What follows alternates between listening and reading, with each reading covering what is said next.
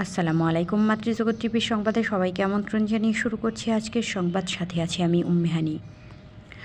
পূর্বথলী গৌরনগর ৯ নম্বর ওয়ার্ডের দাখিল মাদ্রাসায় সরকারি পাঠ্য বই সরিয়ে বিক্রির অভিযোগ এলাকা জুড়ে তোলপাড়। লালমোহন প্রতিনিধির তথ্য ও ভিডিও চিত্রে দেখুন বিস্তারিত। ভোলা জেলার পূর্বথলী গৌরনগর ইউনিয়নের ৯ নম্বর ওয়ার্ডে অবস্থিত পূর্বথলী গৌরনগর দাখিল মাদ্রাসাকে কেন্দ্র করে সরকারি পাঠ্য বই সরিয়ে বিক্রির অভিযোগে এলাকা জুড়ে ব্যাপক চাঞ্চল্যের সৃষ্টি হয়েছে। শিক্ষার্থীদের জন্য বরাদ্দকৃত সরকারি বই গোপনে সরিয়ে নেওয়ার অভিযোগ উঠেছে মাদ্রাসার কয়েকজন কর্মচারীর বিরুদ্ধে। স্থানীয় সূত্রে জানা যায়, গত ১৪ জুন ২০২৬ তারিখ সন্ধ্যা আনুমানিক ৭টার দিকে ২০২৫-২০২৬ শিক্ষাবর্ষের শিক্ষার্থীদের জন্য বরাদ্দকৃত প্রায় ১৮ মণ সরকারি পাঠ্য বই মাদ্রাসা প্রাঙ্গণ থেকে সরিয়ে নেওয়ার সময় দপ্তরি আব্দুল ওহিদ ও পিয়ন সুমন হাংকে এলাকাবাসী বইসহ আটক করে বলে অভিযোগ রয়েছে। এলাকাবাসীর দাবি, বই বহনের সময়কার একাধিক ভিডিও ফুটেজ তাদের কাছে সংরক্ষিত রয়েছে। তাদের ভাষ্য অনুযায়ী ভিডিওগুলোতে সরকারি পাঠ্য বই স্থানান্তরের দৃশ্য স্পষ্টভাবে দেখা যায়। প্রয়োজনীয় এসব ভিডিও তদন্তকারী সংস্থার কাছে হস্তান্তর করা হবে বলে তারা জানান।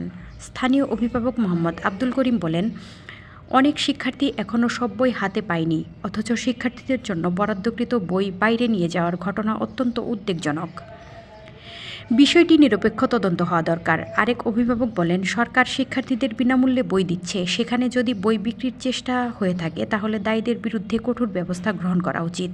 স্থানীয় বাসিন্দা মোহাম্মদ রফিকুল ইসলাম জানান, ঘটনার সময় কয়েকজন মিলে বই বহনের বিষয়টি দেখতে পায়। পরে এলাকাবাসী এগিয়ে এসে বিষয়টি নিয়ে প্রশ্ন তোলে। প্রশাসন সুষ্ঠু তদন্ত করলে প্রকৃত ঘটনা বেরিয়ে আসবে। অভিযোগের খবর এলাকায় ছড়িয়ে পড়লে সাধারণ মানুষের মধ্যে ব্যাপক ক্ষোভের সৃষ্টি হয়। তারা ঘটনার নিরপেক্ষ তদন্ত, দোষীদের চিহ্নিতকরণ এবং জড়িতদের বিরুদ্ধে আইনানুগ ব্যবস্থা গ্রহণের দাবি জানিয়েছেন। তবে এ বিষয়ে অভিযুক্ত দপ্তরি আব্দুল ওহিদ ও পিয়ন সুমন হাংকের বক্তব্য তাৎক্ষণিকভাবে পাওয়া যায়নি। এছাড়া মাদ্রাসা কর্তৃপক্ষের আনুষ্ঠানিক কোনো বক্তব্য এখনও জানা যায়নি। এলাকাবাসী ঘটনার সত্যতা যাচাই এবং প্রয়োজনীয় ব্যবস্থা গ্রহণের জন্য সংশ্লিষ্ট শিক্ষা বিভাগ ও প্রশাসনের দ্রুত হস্তক্ষেপ কামনা করেছেন।